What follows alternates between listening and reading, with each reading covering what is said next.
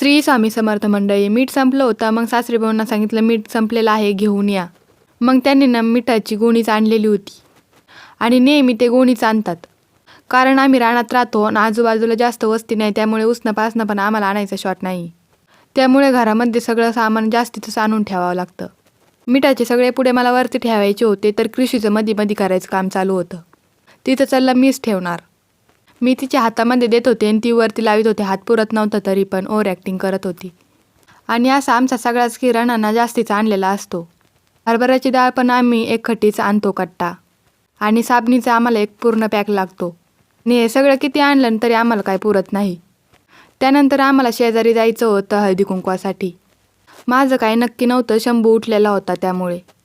पण आजीबाईंचं चाललं तू जा, मी थांबते घरी त्याच्याजवळ. मग आम्ही आवरलं आणि लगेचच गेलो. आमचं स्वागत करण्यासाठी तिथे हे 2 कुत्रे बाहेर आलेले होते. कृषू नेहमी येते तिच्या बाबांबरोबर, त्याच्यामुळे तिला काही त्यांची भीती वाटत नाही. बोरनान आणि हळदी कुंकवाचा कार्यक्रम एकत्रच होता. मस्त असं बोरनान पण झालेलं होतं आणि ना हळदी कुंकवाचा पण कार्यक्रम झाला. आणि कृषूची ना खूप मज्जा झालेली होती, कारण की तिला खूप सारे चॉकलेट भेटले होते. खरंच या छोट्या छोट्या सणांमधून लहान मुलांना पण किती आनंद भेटतो त्यांच्या चेहऱ्यावरून कळतंय. आणि बायकांना पण घरकामातून आणि बाहेरच्या कामातून वेळ भेटत नाही. असे सणवार आले की मग आवर्जून वेळ निघतो. मग मस्त असे आम्ही काही फोटो काढले. कार्यक्रम आवरल्यानंतर आम्ही निघालो होतो घरी. आणि आमचे ना प्रत्येकाच्या वावरामध्ये घर आहेच. आम्ही जिथून चाललो होतो तिथं एका बाजूला दुष्काळ आणि एका बाजूला पाऊस होता बरं का. काही वादा असल्यामुळे ना ही जमीन पडीक पडलेली होती.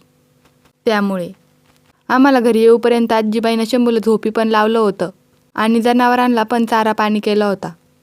मग मी तिथून आल्यावर स्वयंपाक केला आणि असा होता आजचा आमचा दिवस. तर मग पुन्हा भेटूयात.